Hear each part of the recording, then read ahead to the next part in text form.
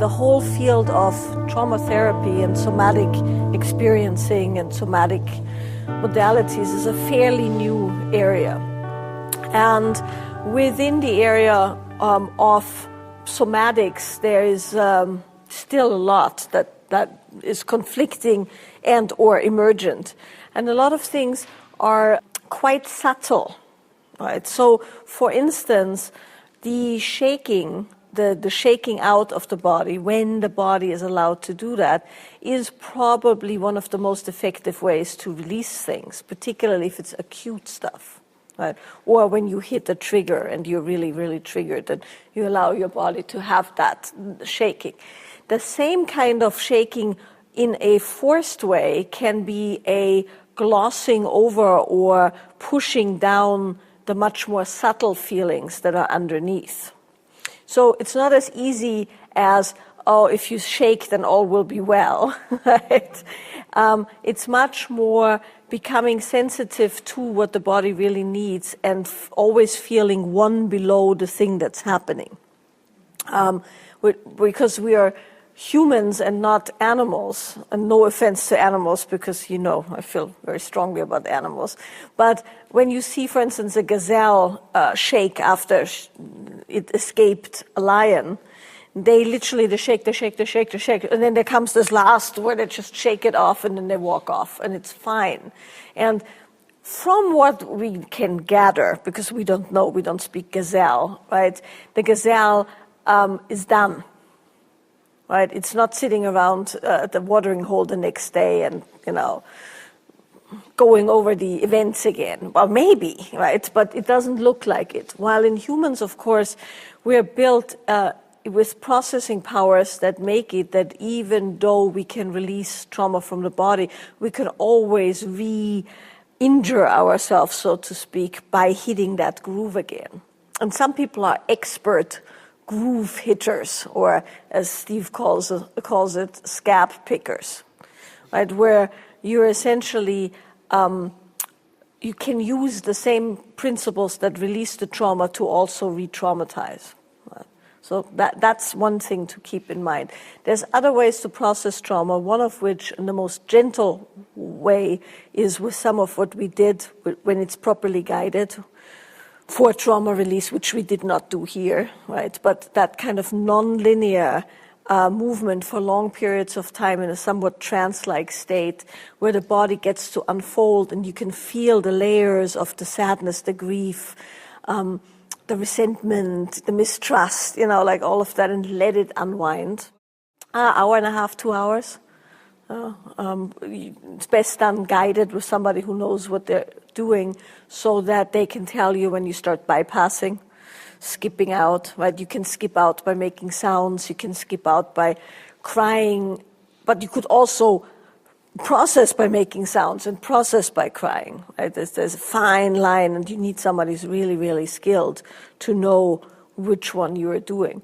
But those are ways to work with it. Of course, there's also body modalities that can take trauma patterns out of the patterning of the body.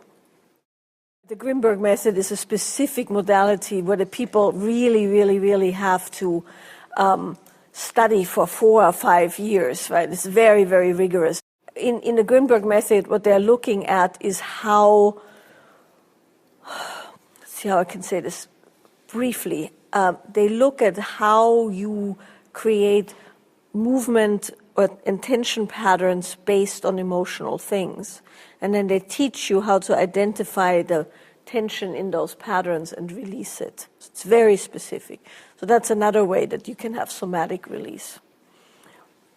You can, of course, also have cathartic release, which is what a lot of people think is the way to go. I personally, in all my years of being in that field, have never found that useful in the long run, because you have a cathartic release and then there's no aftercare, so to speak, right? And then all these things creep back in, or in the worst case scenario, actually have hit a stronger groove in the pattern. So all deconstruction and no reconstruction. Yeah. And all deconstruction, no reconstruction is very dangerous. Yes, it's about learning the tools and integrating and not kidding yourself and all of those kind of things. But that's a different conversation. The thing that you were asking for, is there other ways of releasing trauma than shaking? And the answer is yes, lots of different ones. That's something that I've developed over the last almost 30 years. It's my personal practice over the last 30 years. I'm teaching it now as well, so there is even in Australia, because we're starting teacher training next Tuesday, there will be qualified practitioners. And it's a very specific, it's simple, but it's a very specific set of tools where you are not putting any force in the release. Because one of the most dangerous things is when somebody is essentially trying to release you quicker than you are capable of releasing, which can result in everything from people having all these horrible kriyas all the time, anytime they come anywhere near, a trigger, or, long-term damage from having kind of burst the pipe, essentially, one of those channels in the body. So nonlinear is specifically to make it non-force, where you start relying on the body's natural genius and you create the kind of circumstance in which the body can create homeostasis. There's a few other applications to it as well, but but it's a great question. And but when in doubt, right? Let's say you have an acute moment where either old trauma gets triggered, or you have something actual happening. See if you can relax your body enough so it can shake, right? And one of the keys to that is that you relax the structure of your body, but you keep enough movement going so that you don't freeze, right? Because freeze, of course, is the enemy of the release. That's always your best thing. And some arnica. Thank you. The thing about sensitivity, you could think of it as a journey from the gross to the subtle, a downward spiral from the gross to the subtle, from the loud sensations to the quiet sensations. And sometimes I use this example. If you're in a Kiss concert, you're in a Kiss concert and you're talking to me, I can't hear you because it's so loud. It's a Kiss concert, it's too loud. But if you were to talk to me at the same volume in a library, I would be able to hear you. In fact, maybe it'd be really actually quite loud. So your sensory context is relevant to what you can feel. So sometimes when you do things that sensitize you, really you're, in a sense, lowering the ambient noise level in your system to uncover sensations that are already going on, but are covered over by the stronger sensations. So that's one way of looking at sensitivity. And the strategies for doing that, lowering the noise level, one of them is to respond to what you can feel. And that's tricky, because if you want to be sensitive to what you can feel, there's no informed consent in a certain way. You don't know what you're going to feel. So if you're looking to feel good, or or even if you're looking to feel, pain, because you feel like you have some idea that you want to release that. So like pain feels good, So if you have a paradigm in your mind that emotional or psychological anguish is a synonym for growth or freedom, then of course you're going to divert, like somebody driving into a tree, constantly to deeper, more thorough, more comprehensive depths of pain and anguish. Because after all, that's good, right? So it can be a little bit funny that way. But there's lots of things. So responding to what you did, for instance, on the Friday night, we did an exercise where we laid down on the ground and we moved our head from left to right, only so far as we could move it, until we felt something, like tension or pain or something like that. So you move a little bit to the left, you feel a little bit of tightness or tension or something. And then as soon as you feel it, you respond by moving to the right. And the same. It could be that you barely move at all, actually, because any time you even begin to think about moving, there's something there. So there's that sense, that's a sensitizing practice, because you're actually listening. Rather than say, I feel a bit of tension, let me overpower it with a feeling of stretch. Or let me anesthetize the uncomfortable feeling with an endorphin dump that disguises the damage I'm doing. That's not sensitizing, actually. It may be a good or bad thing, but it's not sensitizing. It's overriding. So that's one example. There are other examples as well. For instance, we did something yesterday morning where we're moving limbs in different directions in strange ways. And sometimes you feel stressed when you do that because it's a new neuromuscular pattern. So you have a stress response. Maybe you hold your breath. You might even feel anxiety, or you frown, squeeze parts of your body, like bottom, for instance, or whatever. What I suggested you did was go only so far as you could go whilst being relaxed. So we're using then our body's relative stress relaxation state. We're sensitive to that and we respond to it, as opposed to saying, come hell or high water, I'm going to do this exercise. I don't care what else I have to, That's not sensitizing. It's maybe something else, but it's not sensitizing. So responding essentially to what you can feel. And when you respond to what you can feel, you notice that rather than overpowering it with loud sensations, sometimes we overpower a feeling of tightness with a feeling of stretch. I feel tight today. Let me stretch. Oh, that's great. I feel so much better now. You've just turned up the kids' concert in your legs. And your L5 will complain about that maybe 5-10 years if you keep doing that. So it's essentially a sort of responsiveness, you could say. And when you do respond like that, it tends to lower the volume, the ambient noise level volume. Or you could also think of it as increasing the resolution or zooming in. Other metaphors you could use for that. But it's not an adding. It's an inquiring, uncovering, as opposed to an adding of something. Not to say you shouldn't add something, but it's just different. So then the thing to add to that, because you said different traditions, and is it still valuable in today's day and age? It's probably more valuable than ever, simply because the noise level is so very loud, right? Most people have a much higher input now than they've ever had. And so one of the many barriers to embodiment, and with that sensitivity and feeling and responsiveness, is of course overwhelm, right? And of course, different people have different strategies for how to deal with overwhelm. Some people meditate, some people drink, some people take tranquilizers, some people run. There's different strategies, some healthier than others. But the thing to be said about sensitivity in itself isn't that useful. And what I mean by that is just feeling things is great, but then there's a few different layers to what you do with what you're feeling. The first one is, does it translate into anything? Right? So you were saying in the different traditions, and I can only speak about the things I've done, right?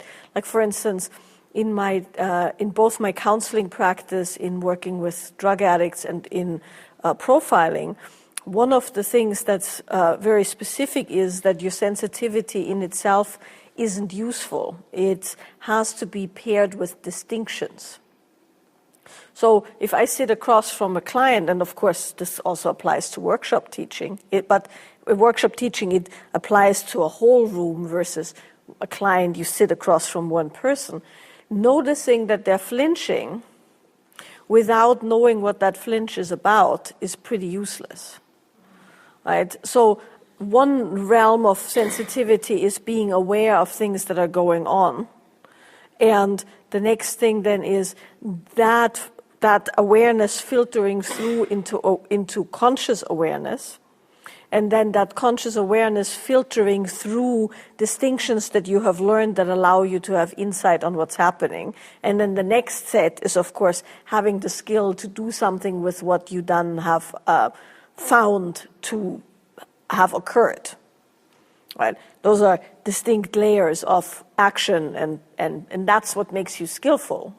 Where if you want to be skilled in that particular realm, same of course applies to being a good lover. Just being able to have sex is what it is, right? Having sex and feeling the other person and feeling their body and feeling the reactions in their body and feeling reactions in your body translates to both having pleasure and to feeling the interaction. Then, of course, you need to know what the things that you're feeling mean, and then ideally you have some skills that you apply to what you're feeling, And that's what hopefully makes you a good lover. So it's the same for a counselor as for a profiler, as for a lover, so to speak, or a workshop teacher. So it's not enough to just be sensitive. It's the distinctions that make you capable, right? And distinctions can be learned. That's the interesting thing. Sensitivity you have to acquire through practices and through knowing what to do with your body and relaxation and all kinds of things. But distinctions can be taught and can be acquired, either through what Steve is saying, exploration or inquiry, or through somebody actually teaching you specific things that you can then rote test and refine for yourself. And so how that relates to all traditions, in all the traditions I had training in or trained myself in or am training other people in, it's the engagement with the body so that there's an immediate feedback between what you're feeling and how it filters up into conscious awareness.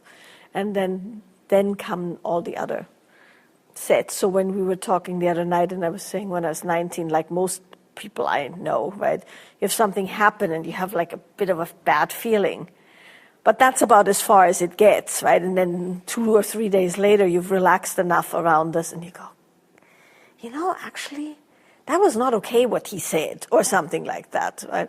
So the quicker you can get from that feeling to the conscious understanding of what that is, the better, because of course then you can actually do something about it and you're not victimized by your circumstances. And often when people get victimized by their circumstances, they in turn then victimize other people. Because, 3 days later, if you do something to me, in my estimation, right, and I'm smiling at you, let's say we're doing an exercise together and you touch me a certain way and I'm like, right, and you think it's all fine, and then 3 days later I come back and I go, you violated me. Are you going to go, what the fuck? Why didn't you say something? And then, this happens a lot, right? Then I would say, well, I didn't know. And then you go, well, how could you not have known, right? And then there we go into that whole loop of what then happens and blah, blah, blah. It's a bad road to go down. And the only way out of that is that there's an immediate feedback of, my body feels bad. This requires an action, and then once again having the skill to execute that action in a proper way, and not in a 3 days later. In relationship, this happens a lot, right? Somebody says something, and 3 days later there's an explosion, and the other person can't even remember what it was about. So, the same, of course, applies when it comes to pleasure, because if you can't feel the signals in your body, and if you're not aware of what's going on, you can't perceive pleasure in your system either. And then you have to have outside stimulus, and quite intense outside stimulus, when, as you get sensitized, you could actually use all that's already there and bring that to the surface. And then you need relatively little external stimulus to get to full sensation.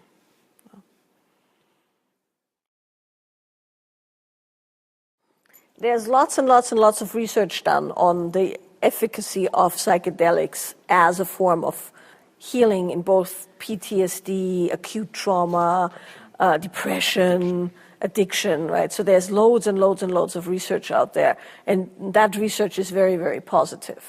Right? So for many, many reasons, one of which is, of course, that the psychedelics make it so your habitual ways of dealing with things are not there. So just on a body level, it usually is very useful when those circuits of coping and suppressing get suppressed. Those patterns get diverted. Then, of course, the nature of psychedelics is that it widens your view and widens your attitude towards something that could be considered spiritual or universal or global, or however you want to say it. So you get a big picture view, which is, of course, very useful, because the very nature of trauma or lineage stuff that we're doing here is a contraction into yourself and your own pain and suffering. And so the coming out of that into something where you see yourself as part of a whole and you see yourself in a bigger picture scenario is very, very useful. And of course, then certain psychedelics and certain substances also make it so that you essentially have a heart opening, to say it like that, right? Where your heart is oriented so big and it's so wide that flinch that is the contraction of the thing isn't there. So I don't know if you notice, I don't know if this is happening in Australia, but in the US they now do MDMA-assisted psychotherapy.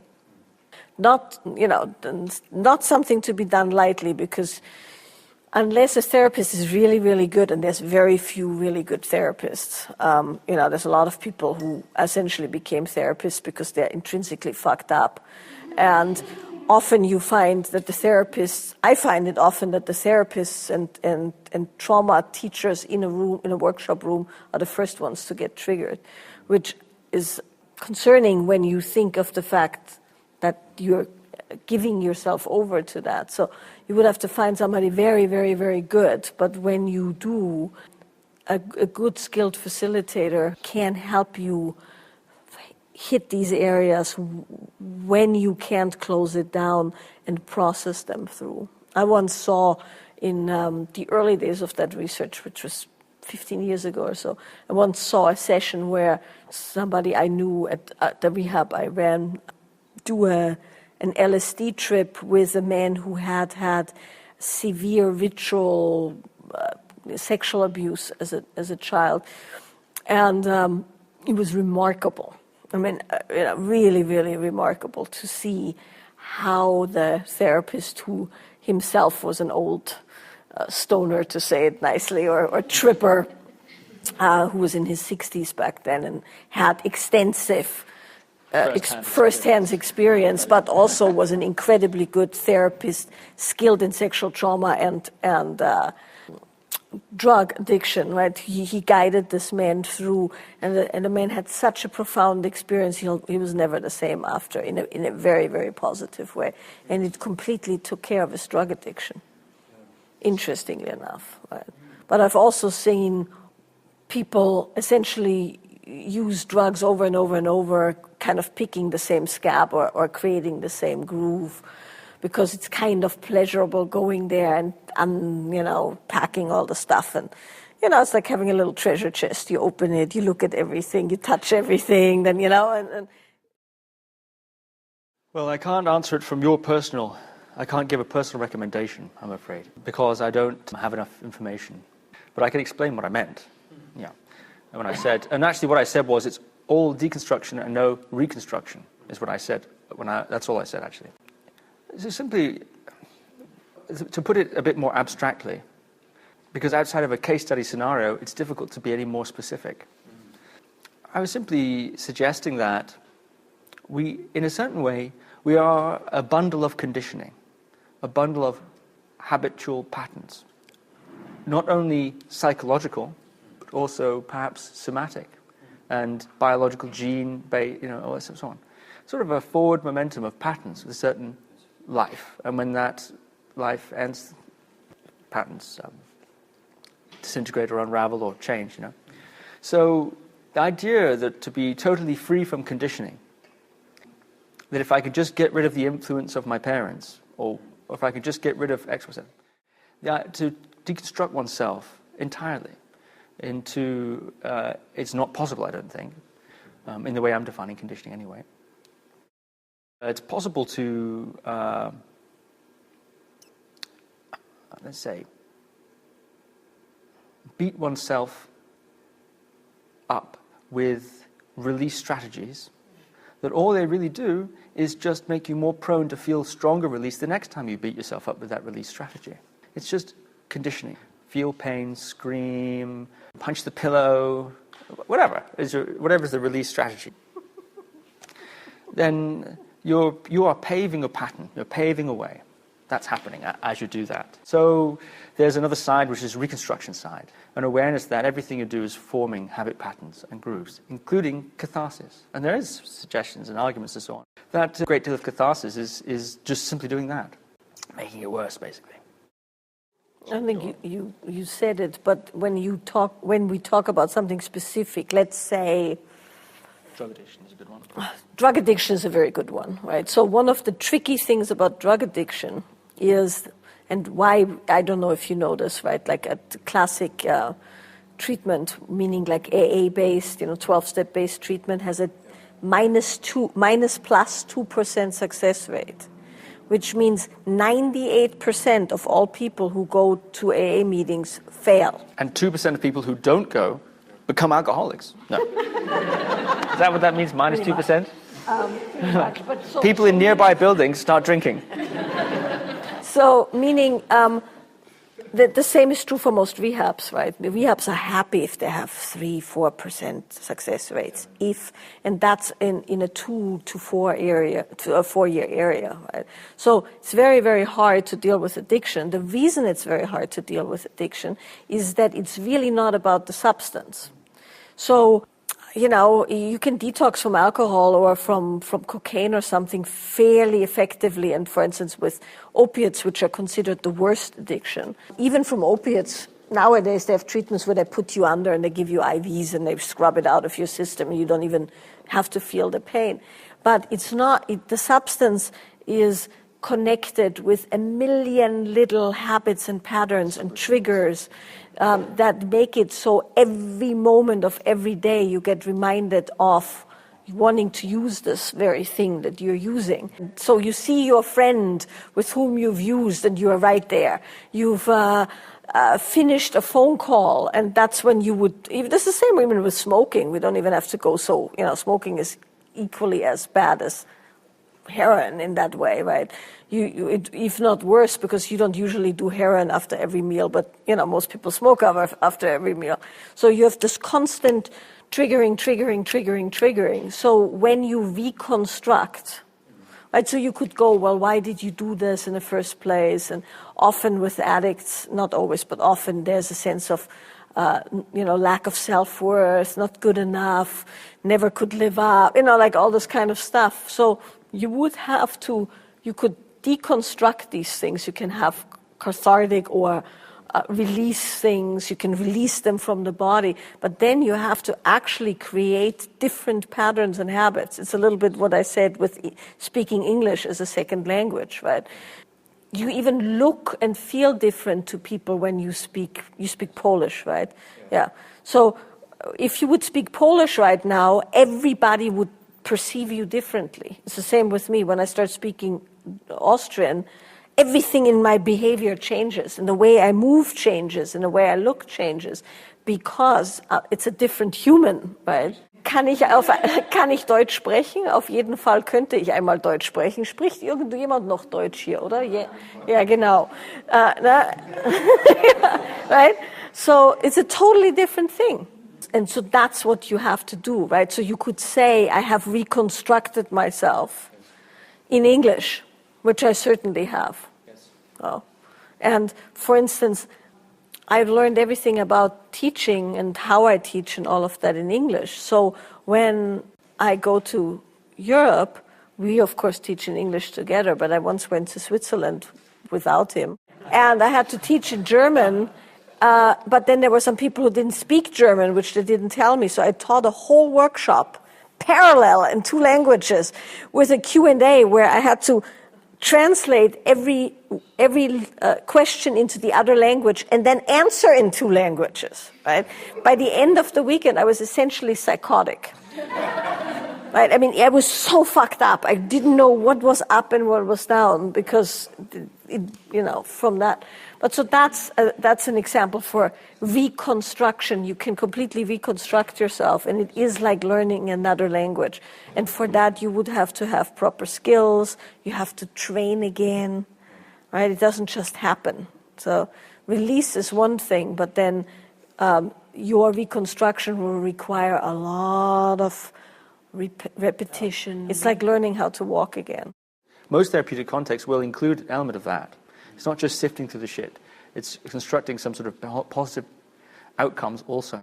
Because and I'm hesitant to speak on it because it's difficult to say. You can't necessarily say to somebody who needs to release, pick up your cross and bear it. You can't. It's not always appropriate to say that, but sometimes it is appropriate to say that. Sometimes, you just have to get on with things, actually. But that's not very good advice in other contexts, you see. So this is why it's very, very tricky to be any more specific. I'm going to answer a very clinical question, fairly unclinical in the way that I would answer it to people who used to come to me with anxiety, right? Because you're absolutely right, it's not always possible to trace the origin of anxiety. Could be anything, like you said, could be an epigenetic trigger, could be an early childhood trigger, could be physical. Some people have chemical or electrical imbalances in their system. And electrical imbalances in the brain, by the way, is something that's just being studied, which is much more insidious than chemical imbalances in the brain. So there's all kinds of reasons why anxiety can happen. And sometimes you can trace it, but even when somebody can trace it, it doesn't necessarily take care of the thing, right? So how I look at it and how I work with it in people is, so imagine for a moment your body, this is theoretical, right, has a container, right? And every human being has a container. And some people's containers are little thimbles and some people's containers are buckets, right? And that container holds or collects the stimulus from the outside. So all stimuli, this brings us back to the sensitivity, gather in one spot, so to speak. So you get up in the morning, the alarm clock goes, drop. Then you're a little bit late for work, drop, drop, drop. Now you're in traffic, you are actually having to be there, dip, dip, dip, dip, dip, dip, dip, and so on, right? So everything that is a negative or stress stimulus, and mind you, the brain doesn't know the difference between actual danger and perceived danger. So everything that is actual or perceived danger is a drop in that cup. And so over time, throughout your day, the cup gets fuller and fuller and fuller and fuller. At about 50%, you will start feeling stress responses. Your adrenals start firing and so on, like constantly firing, not just having a spike and dropping off. Your heart rate, blah, blah, blah. Then there's other elements, of course. You drink coffee, drip, drip, drip, drip, drip. Coffee fills this cup quite nicely, right? You use cocaine, whatever. So there's all kinds of things. So this includes dietary, situational, mental, environmental, all of that, entertainment, being on Facebook, news, all of that, those are all stimuli.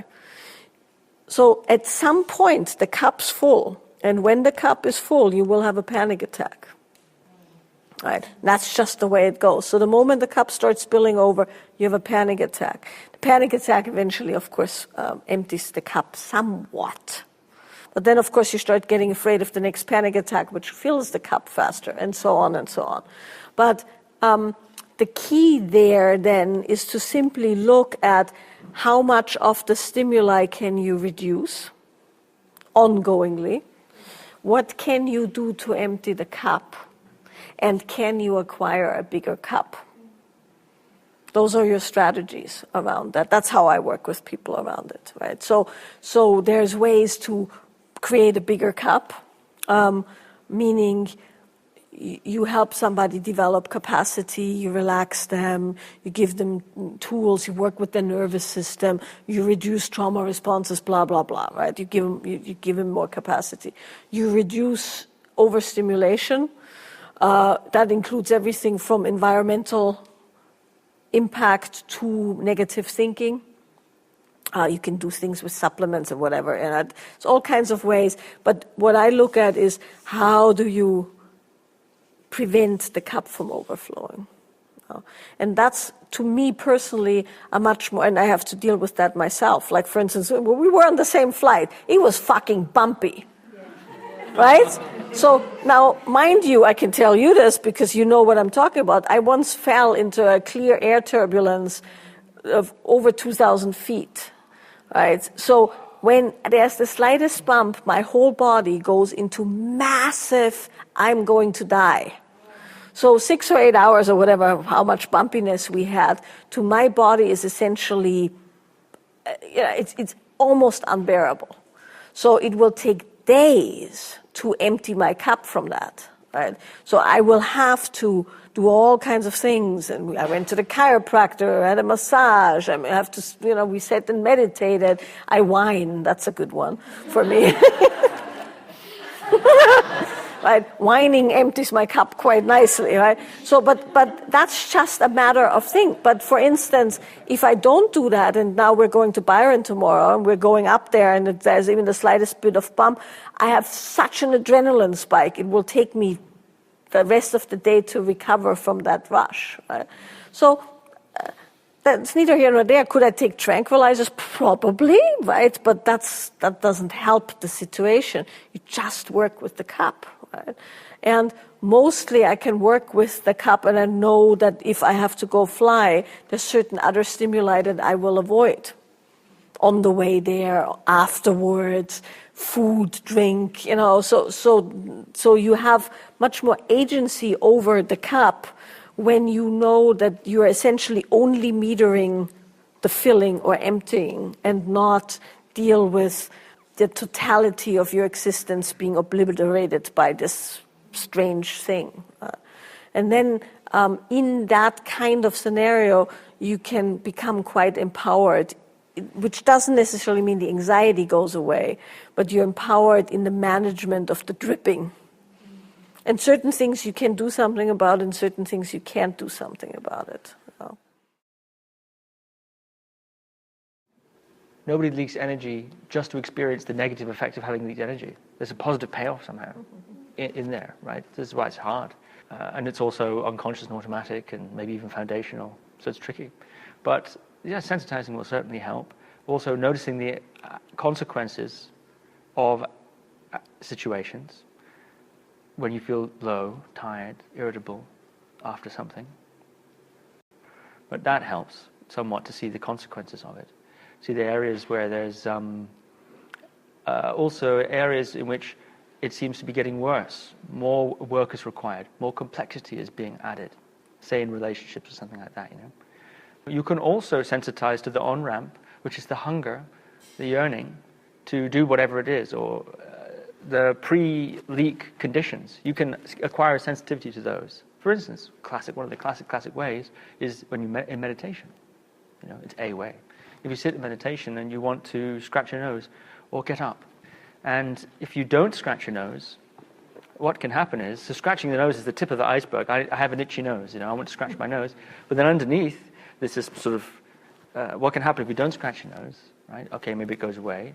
But if you keep not scratching your nose, you start to feel like this temper tantrum, fear, panic thing coming out of there. Why? It's not, your nose isn't going to fall off, It's because there are these unconscious drivers, to action, to distraction, and so on. So you can start to tap into some people, my meditation teacher calls it the Shinzen, the primal feel strata, the things that shuffle us along, towards and away from. These sorts of, they'd say craving and aversion, whatever, So you can sensitize and to somewhat the pre-leak conditions. You can feel those, and you can see it happening, and you can see the consequences of it. Those are possibilities, But it's tricky, and you have to sort of triangulate it over time with a continual open inquiry. In other words, you can't be too hasty to conclude your findings. There has to be some degree of ongoing calibration. Otherwise, you just congeal around some other new position, which later will have to be reset and constantly, So, but it's very confusing. And then you have to be willing to put up with a sort of a question mark, ongoing question mark.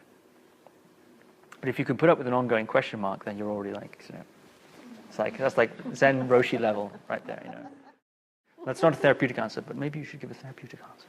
Well, I think you covered it really well. There's another way that people use leakiness, right, or say leakiness, and that's usually in the context of Tantra workshops, right? Where you hear people go, oh man, this guy's leaky, right?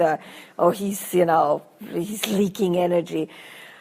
That's a different way of looking at it, right? I think what Steve says here is really the way to look at maximizing your energy, right? So where you don't lose energy randomly in places that you no longer have to perform properly, right? Because one of the actual issues with the human brain versus a computer is you can't upgrade RAM. You have a maximum output on the cortex of the brain, which is 44 megahertz per second, I think is what it is, if I remember this correctly from way back when. It sounds like a lot until you put your whole iTunes collection on there. Half of it goes. Exactly. And then you need to digest and so on, right? So you have a limited energy output, and if you have areas where stuff gets lost, right, then you don't have enough. That's one way, and that's actually the appropriate way to look at energy loss, right? But often it's also used as, oh man, you're leaky, right? Or, oh, this guy is really leaky. And that leaky is actually more a taking. It's a feeding on because there's energy missing. So you sometimes hear that where you probably have experienced this goes men and women alike, where people who have a loss of energy or a loss of life force in a certain way, or loss of sexual energy, feed on other people's energy to get their fill, so to speak. And that's often also considered leaky, of course, right? And so energy continence, meaning the maintaining of your own energy, and that means both that you don't lose it. So, for instance, how in that context you would lose energy is that you have unexpressed or unexamined hungers around women, let's say, or sex. So you don't allow yourself to feel that, but then you see women and then you find some weird way to get a little bit of a snack, right? So what did you call it? An ulterior motive. Yeah. You can leverage not you personally, but one, right? So you can leverage the rules of the container to get, a bit of a hit, right, a snack. So on one end, you would identify the leak and plug it by examining your maybe unexamined or undeveloped areas. And then on the other end, you would also plug the container so that other people can't, kind of mainline your energy, which can happen quite easily. And that's a boundary function. And that's a boundary function, yeah, where you just learn continence. Very, very hard though, because once again, to be taken from, you have to, in some way, there's a return. There's some sort of a Faustian bargain going on, like a bargain with the devil kind of thing going on, where it feels good in a way. So sometimes a good way to close up a leak is to get a really, really solid, perhaps even sort of totally life-destroying dose of an energy vampire, until you really get it in your head or really get it in your body that even though she gives me this, it's just not worth the price. But it's very, very tricky because it's difficult to get out of that orbit, because it is energy vampires that they tend to be very something compelling about them. And then it could be the compelling things that give you some great thing. It could be the compelling thing is that you're too polite to tell them to fuck off. And some people aren't socialized that way. Yeah, and they come in more and more and more, and you're polite, until they're like right in your face with their fangs. And of course, this loops back into what we've been doing here. In this set of exercises, right? You're essentially our ancestry and our lineage predisposes us, and our parents predispose us to these things, because often our parents unwittingly live through us or need us to supply certain things, and because that's how they've been taken from, and there's a lack of boundaries, there's a lack of. If you're like, let's say, raised by a single mother who, every time something goes wrong, she melts down, and now you need to, as a 5-year-old, right, somehow provide energy or love to that mess, your boundary function gets essentially inhibited or destroyed by the need to be there for your mother so that she in return calms down and loves you and takes care of you, because otherwise you're not safe, right? This is just one. So you're essentially programmed to have certain leaks, programmed to have certain behaviors towards women or men, it doesn't matter, that then later on in life make it so that you're susceptible to certain leakings and taps, right? And so. And the last sentence to say on it really would be that energy exchange in itself isn't an issue. So some people become very, very stingy, which is boundary functions like gates. They can open and close. Mm-hmm. It's not that they close and that's it. So there's that choice to exchange and share your treasure, but rather than getting stolen. So it's not about shutting down either. Well, that's one of his specialties there, is, what do you call it? Minimum muscular activation? Minimum necessary. Muscular activation. Like when he teaches men's weekends or men's, intensives, a lot of that is...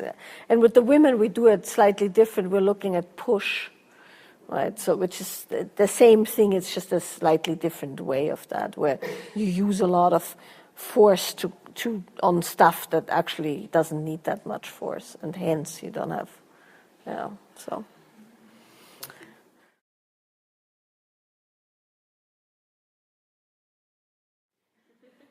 The thing to know is, as Steve said, there's many, many ways to slice it. But when we talk about the Kashmiri traditions, there's two fundamental lines, right?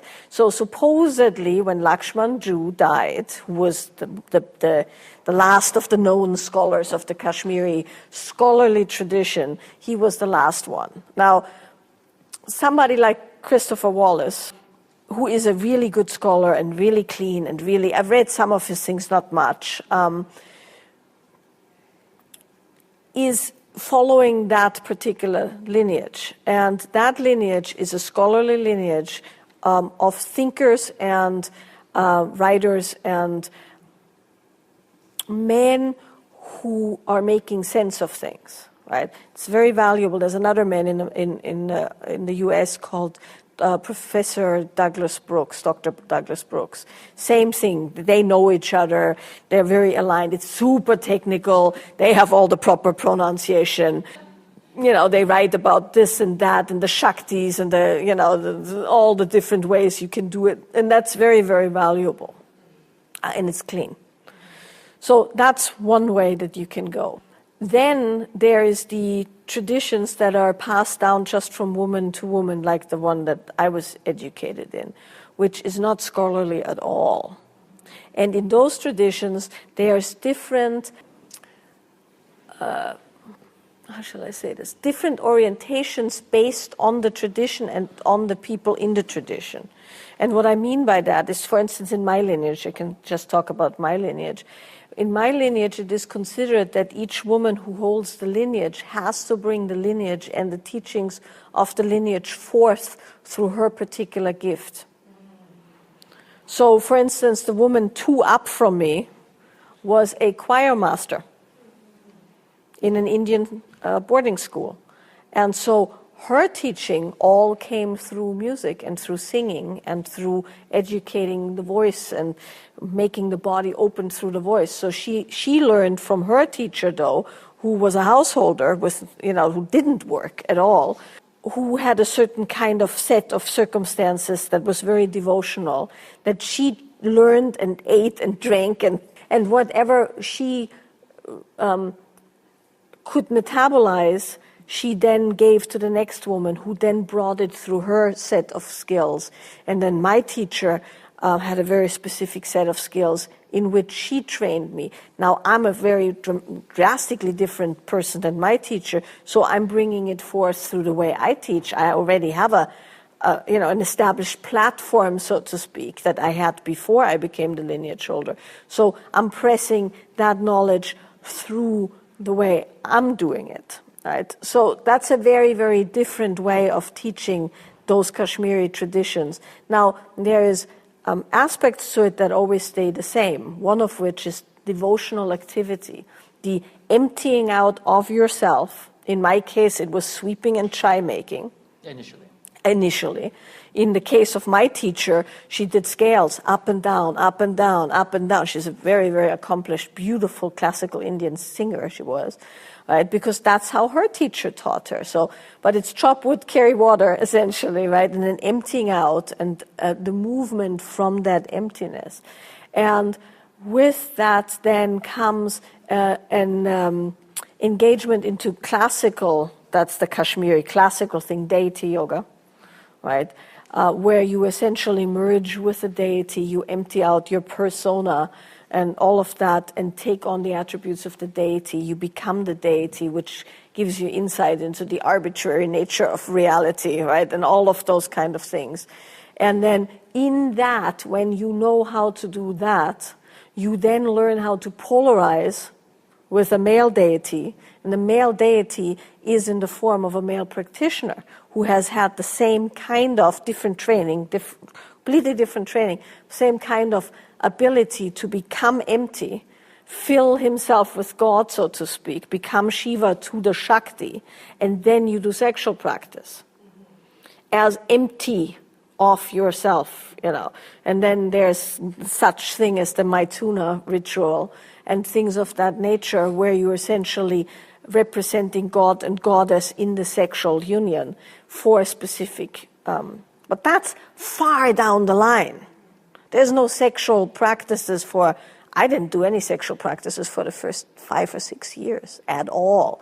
And then the sexual practices were self-practice, lots and lots of investigating your own body, learning how energy moves through the body. So there weren't overtly sexual practices. Nobody was diddling me in any which way or whatever, So in all the traditions that I know of in the Kashmiri line, there is sexual practice, but not in the sense of what's done in mainstream Tantra, right, often. And then the other thing to consider is, of course, that in the classic sense of the Kashmiri lineages, there's no healing taken into account, right? And that's really, really, really important. They only take people to those places who are essentially cleansed enough, hence some of the things we offered you this weekend, which come out of my explorations through my lineage and other ways, where you deal with your shit before you ever get with another human being sexually, and all of those things. So that's the best I can tell you. So I personally respect the scholarly tradition very fully. I learned enough of it that I can make sense, and I can deal with the Sri Vidyas and all of that kind of stuff, but it's not important to me because it's a felt, lived, transmitted, metabolized tradition where you can learn something without any of the ritual of your forefathers, so to speak, but get the gist of it and then live that into your life. Right? That's how I look at it. It's a liberating of the lineage from its cultural context. That's what a living lineage is. It evolves. But rather than sort of studying, which is a very valid thing, something that's already happened, right? Like Beethoven. It's done. But music's still going on. So you can be kind of like a Beethoven cover musician. Like a wedding singer, like a tantric wedding singer. This is how they used to do it, apparently, we think.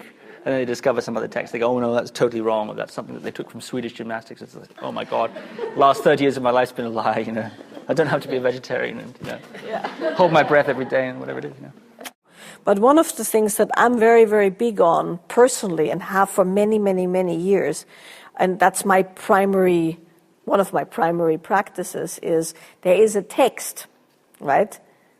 You know the text, right? The Bhairava Tantra, the Vijnana Bhairava Tantra, right? The root text is a very simple set of instructions. And if you want to know about Kashmiri Tantric practice, all you need to do is read that text. And thankfully, there is a very, very beautiful new translation by a man named Lauren Roche. It's called the Radiant Sutras. He's teaching in Australia. He's actually teaching in Australia right now. We're trying. He's a friend of ours. He's a friend of ours. Spend everything you ever need to know is in those Radiant Sutras, and then you can see in those Radiant Sutras they suggest practice, right? There's the banter verses, and then there's the yukti verses, and in the yukti verses, each of those verses is a set of instructions, and you could spend your whole life going from one of those to the next, to the next, to the next. And they suggest, of course, erotic friction, right? The play between the masculine and feminine. Doesn't necessarily need to be intercourse, but it certainly includes intercourse. But it includes intercourse from an empty, kind of scrubbed clean kind of a place of devotion. Has nothing to do with getting off in any which way, right? And things like the proper position of the cock to the clit to the G-spot is not mentioned in there, because that's purely experiential on your disposition in the moment and you can learn endless skills, but it's not necessary, really. As long as the devotional nature of your being opens into that, into that particular flow. And it's very beautiful, grace-filled instruction, really. And Lauren really did an amazing job, because what Lauren did, this is applied tantric metabolizing, right? Lauren worked, he's a professor, and he's worked with it for 26 years now total. And for 24 years, he would get up first thing in the morning and he would read the text and he would translate it. One verse at a time, he would translate it, and he'd make, because of course, in those translations, they're completely poetic. And he'd make like 6, 7, 8, 9 of those translations, and then he'd come out, and then his wife would get all her girlfriends together, and he would read them, and they would dance to it, and they would feel what was the translation that was most conducive to the opening of their body to the text, and that's the one he would pick. And it took him 24 fucking years to get this book right. Yes. So, yes. Well, but that's Kashmiri Tantra in its essence, right? It's a deeply embodied devotional opening that's available to anyone. And you don't need to be a scholar, and you don't need to be particularly trained. It's useful to have skills, but that's not really what it's about. One must say, aside from power, that's a different thing, that discipline, of course, is a very good thing. My teacher had to really instill a lot of discipline in me, but not for the sake of having one over on me. And certainly I never had to qualify myself through certain acts to be worthy of the next thing, right? On the contrary, my teacher never told me what to do. If I couldn't figure out myself, I was just stuck in some developmental eddy, somewhere there on the sidelines till I myself got out. And only then would the next thing come forth. And I don't know, I can't even tell you how many times I wasn't even allowed to go there till I had figured some shit out, where I had to learn how to discipline myself. Nobody disciplined me because she wasn't on a power trip. And given the fact that context is king, I think your 101 different activities can be the vehicle of your inquiry. Take, like Bruce Lee said, absorb what is useful, reject what is useless, and add what is essentially your own. That's heresy to lineage, But remember, lineage without liberation, here we go back, is just a dead prison. You have to bear in mind, good education furnishes you with the ability to hold divergent views simultaneously, right? So the search for the purest one true God of Kashmiri Shaivism, something like this, you're never going to get out of that rat trap. That's the thing that got you into trouble in the first place. Okay. One can get into trouble attempting to find the ultimate truth of a certain tradition, of the true lineage, of the real guy and the real thing, and so on, right? So I'm suggesting reading far and wide if you want to go the scholarly route. And what you'll find, frustratingly enough, is that there's very little consensus. But that's the nature of it. That's why, as Elvis was, we were discussing, this question mark. Mm-hmm. The scholarly approach is not about answers, it's about questions. asking better and better and better questions, having divergent views simultaneously and understanding that, this is this and so on and so forth. That's scholarship, And if you have that kind of a bend, then the sorts of question you're asking, like what's the one true and so on and so forth, you'll be able to answer that very nuanced. Well, it's interesting because from this perspective, from that perspective, this line of evidence, this set of, discoveries and so on, and you have this sort of an idea. That's always a good route to go. But if you want the experiential route, you need look no further than your own experience. You don't need a guru for that. So take your pick.